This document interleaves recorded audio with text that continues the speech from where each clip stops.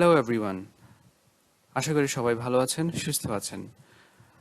আজকে এই লেসনে আমি লেসন 14 এর ভার্ব তে ফর্মের যেই সেন্টেন্স প্যাটার্নগুলো ছিল সেগুলো নিয়ে পুনরায় একটু আলোচনা করব, যেখানে আমরা কিছু এক্সাম্পল সেন্টেন্স পড়ব এবং একটা এক্সট্রা গ্রামার পয়েন্ট নিয়ে আলোচনা করব। তাহলে শুরু করা যাক। দেওয়া মিনাসান হাজিমে মাসো। Sentences using verb te form. So আমরা লেসন 14 এর মধ্যে ভার্ব তে ফর্মের দুরকম ব্যবহার পেয়েছিলাম। একটা হচ্ছে ভার্ব তে ফর্ম প্লাস কুদাসাই।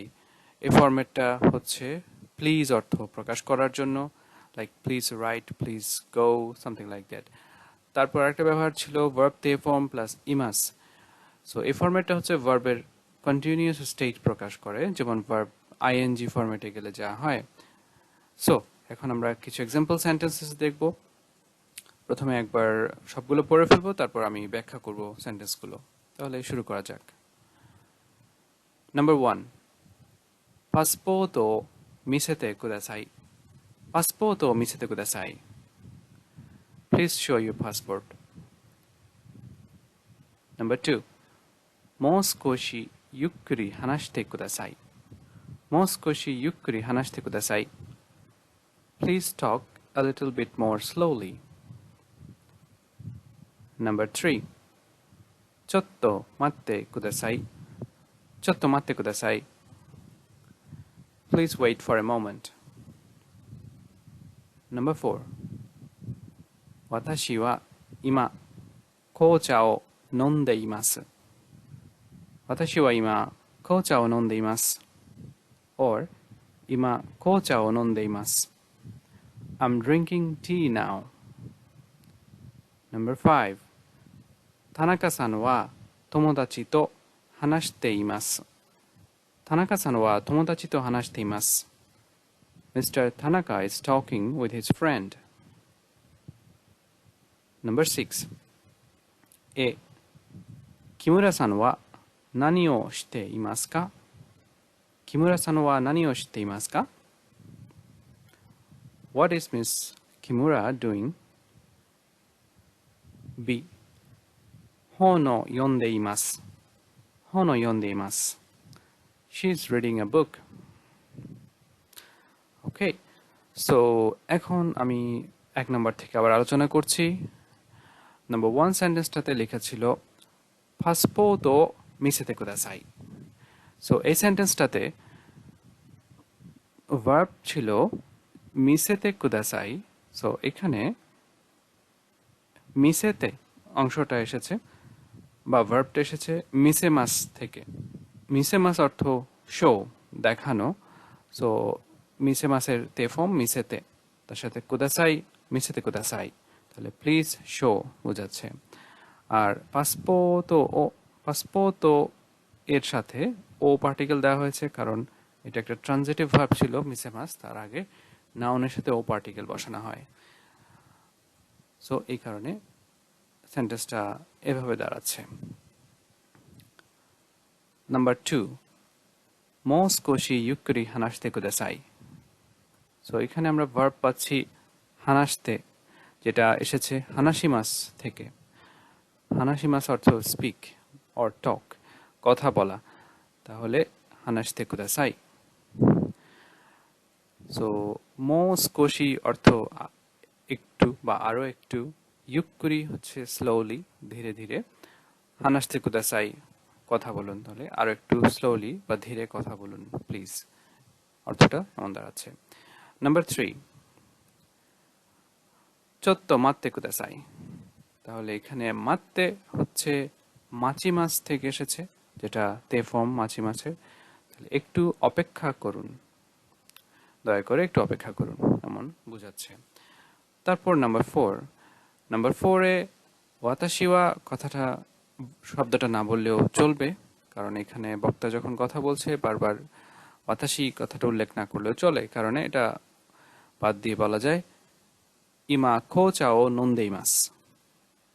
তাহলে এখানে ইমা অর্থ এখন, খোচা অর্থ টি, অ্যান্ড নন্দেইমাস অর্থ পান করছি। সো এখানে ও পার্টিকেলটা এসছে যেহেতু নমিমাস একটা ট্রানজিটিভ ভার্ব, তার আগে নাউনের সাথে ও পার্টিকেল বসছে, এবং নন্দে হচ্ছে নমিমাসের তে ফর্ম, জন্য নন্দেইমাস। সো 4 নাম্বার সেন্টেন্সটা আমরা যেটা দেখতে পাচ্ছি সেটা হচ্ছে তে ফর্মের সাথে ইমাস যুক্ত হয়েছে। এর আগে আমরা যে সেন্টেন্সগুলো তিনটে পড়েছি তার মধ্যে 1, 2, 3 তিনটার শেষাংশে কুদাসাই ছিল, যেটা প্লিজ অর রিকোয়েস্ট অর্থে ব্যবহার হচ্ছিল। কিন্তু 4 নাম্বার সেন্টেন্স থেকে আমরা দেখতে পাচ্ছি তে ফর্মের সাথে ইমাস যুক্ত হয়ে এটাকে কন্টিনিউয়াস স্টেটে রাখা হচ্ছে ভার্বটাকে। তাহলে 4 নাম্বার সেন্টেন্সটার অর্থ দাঁড়াচ্ছে আমি এখন চা পান করছি। নাম্বার 5, তানাকা-সান ওয়া তোমোদাচি তো হানাশিতে ইমাস। সো এখানে অর্থটা দাঁড়াচ্ছে তানাকা-সান বন্ধুর সাথে কথা বলছেন। সো হানাশিতে শব্দটা বা ভার্বটা এসেছে হানাশিমাস থেকে। তাহলে হানাশিমাসের তে ফর্ম হানাশিতে, তার সাথে ইমাস, হানাশিতে ইমাস, কথা বলছেন। সো এখানে পার্টিকেলের দিকে যদি লক্ষ্য করেন, যেগুলো রেড মার্ক করা আছে, তানাকা-সান ওয়া মানে যাকে নিয়ে কথা বলা হচ্ছে, এখানে টপিক মার্কার হচ্ছে ওয়া, তারপর তোমোদাচি তো, তো পার্টিকেল এখানে সাথে বোঝাচ্ছে, তোমোদাচি অর্থ ফ্রেন্ড, তাহলে ফ্রেন্ডের সাথে, সাথে বোঝার জন্য তো, তারপরে কথা বলছেন হানাশিতে ইমাস। ওকে, তারপর নাম্বার 6, এখানে দুটো ডায়ালগ আছে, এ একজন, বি আরেকজন। তাহলে এ পার্সন বলছেন কিমুরা-সান ওয়া নানি ও শিতে ইমাসু কা। সো এই সেন্টেন্সটাতে একটা প্রশ্ন করা হয়েছে, কিমুরা-সান কি করছেন। সো কিমুরা-সান ওয়া টপিক মার্কার ওয়া, নানিও এখানে ট্রানজিটিভ ভার্ব রিলেটেড প্রশ্ন করতে গেলে নানি সাথে ও পার্টিকেল বসানো হচ্ছে, নানিও। এবং শীতে, শীতে এসেছে শিমাস থেকে, শিমাসের তে ফর্ম শীতে, শীতে ইমাস কা। এবং শেষে কোয়েশ্চেন করার জন্য অ্যাজ ইউজুয়াল কা পার্টিকেলটা ইউজ করা হচ্ছে। সো অর্থটা দাঁড়াচ্ছে কিমুরা-সান এখন, বা কিমুরা-সান কি করছেন। এবং আনসার দেওয়া হচ্ছে হোনো ইয়ন্দেইমাস, হোনো ইয়ন্দেইমাস। সো বই পড়ছেন, হন হচ্ছে বই, তার সাথে ও পার্টিকেল, অবজেক্ট মার্কার, এরপর ভার্বটা হচ্ছে ইয়োমিমাস, ইয়োমিমাসের তে ফর্ম ইয়ন্দে, ইয়ন্দেইমাস পড়ছেন, তাহলে বই পড়ছেন। সো ওভারঅল আমরা তাহলে একটা ধারণা পেলাম লেসন 14-এর মধ্যে তে ফর্ম কিভাবে কিভাবে ব্যবহার করা হচ্ছে। তাহলে এখানের মধ্যে আমরা 1, 2, 3 হচ্ছে রিকোয়েস্ট বা প্লিজ অর্থে ব্যবহার করা হয়েছে, যেটা কুদাসাই অ্যাড করা হয়েছে শেষে। এবং 4, 5, 6 এই সেন্টেন্সগুলোতে তে ফর্মের সাথে ইমাস যুক্ত করা হয়েছে, যেটা হচ্ছে কন্টিনিউয়াস স্টেটে আছে কথাগুলো বোঝাচ্ছে। আশা করি বুঝতে পেরেছেন সবাই।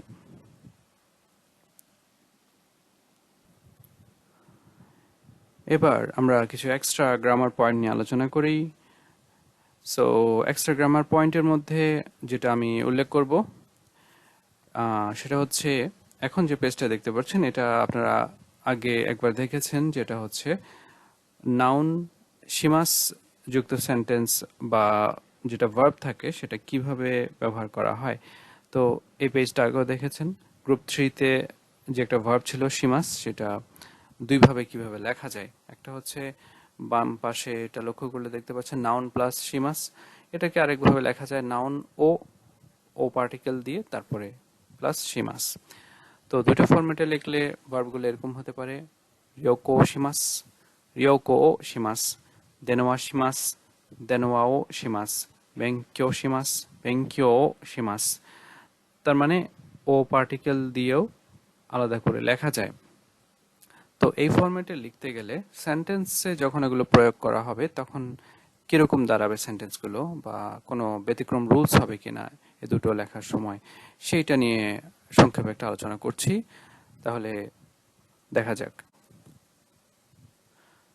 Usage of noun shimas and noun o shimas in a sentence. So আমরা এখন এই দুটো সেন্টেন্স প্যাটার্ন সেন্টেন্সের মধ্যে ব্যবহার করতে গেলে কিরকম দাঁড়ায় সেটা সম্পর্কে একটু ধারণা পাবো। এখানে কিছু এক্সাম্পল সেন্টেন্স দেওয়া আছে, আমরা এগুলো দেখব এখন।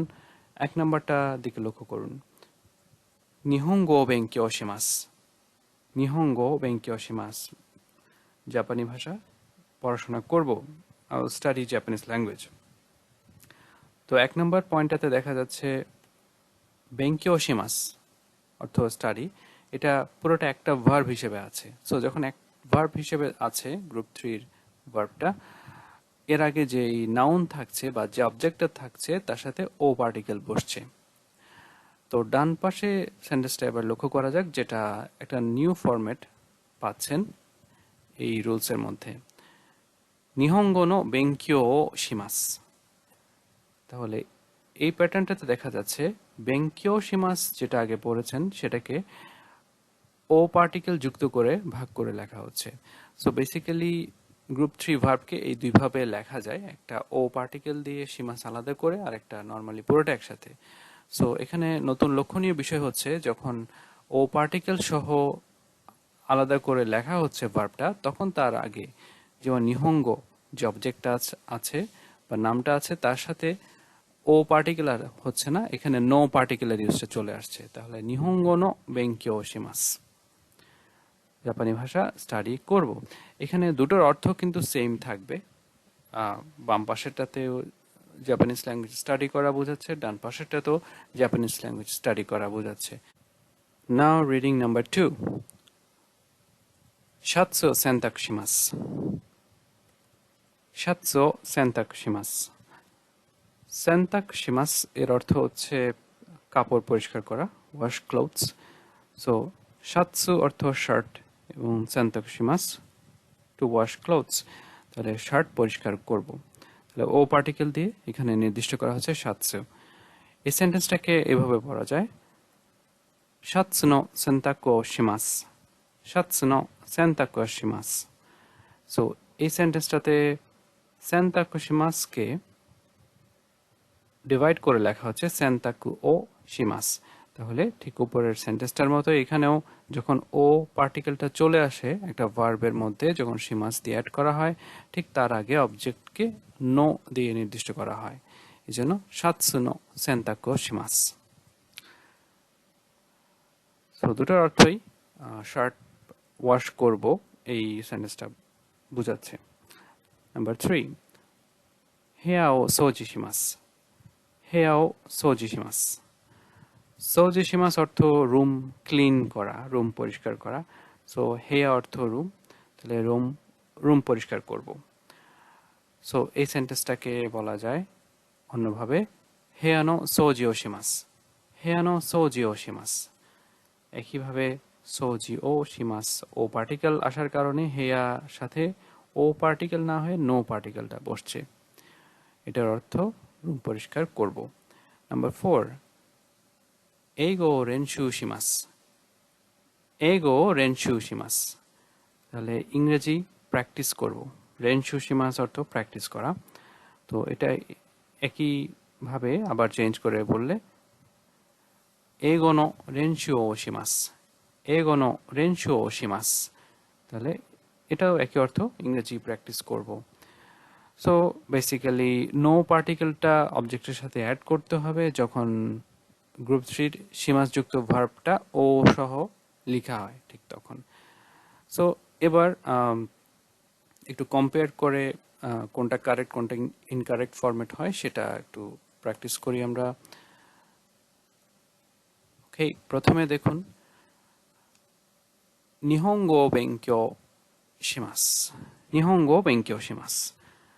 তারপরে সেন্টেন্সটা হচ্ছে নিহঙ্গো বেঙ্কিও শিমাস। নিহঙ্গো বেঙ্কিও শিমাস। ওয়েল, কোনটা কারেক্ট কোনটা ইনকারেক্ট মনে হচ্ছে, তাহলে দেখা যাক। ওকে, সো প্রথম সেন্টেন্সটা কারেক্ট এবং পরেরটা ইনকারেক্ট। প্রথমটা কারেক্ট হচ্ছে কারণ বেঙ্কিও শিমাস একটা ভার্ব লেখা আছে, তার আগে ও পার্টিকেল বসানো হয়েছে অবজেক্টের সাথে।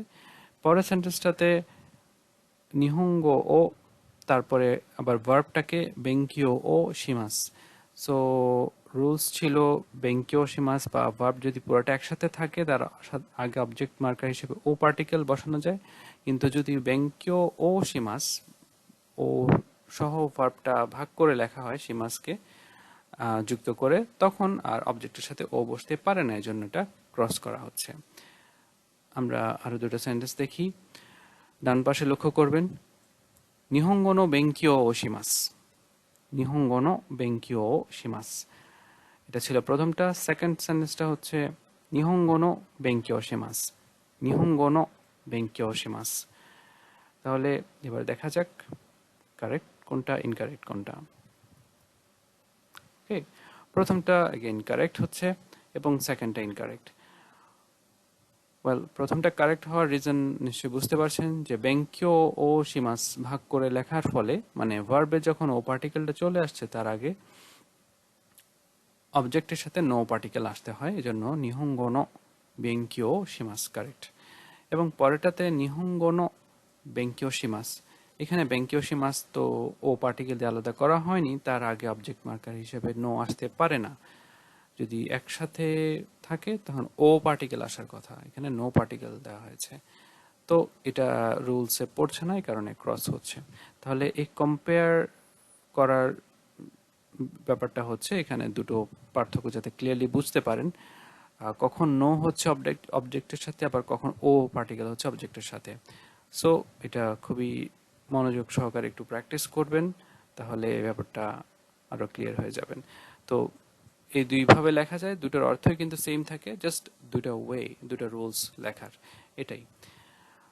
ওকে, that's all for today. I hope you liked it and keep studying. Thank you very much. 今日もどうもありがとうございました。